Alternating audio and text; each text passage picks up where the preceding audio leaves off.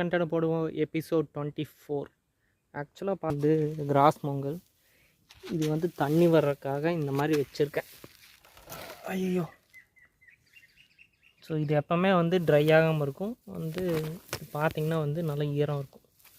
So அந்த மாதிரி நல்லா ஈரமாக இருக்கட்டும் அப்படின்றதுக்காக இப்படி வச்சுருக்கேன். உள்ளே 2 மீன் குட்டியும் கூட சுற்றிட்டு இருந்தது, ஆனால் அது எங்கேயும் தெரியலை.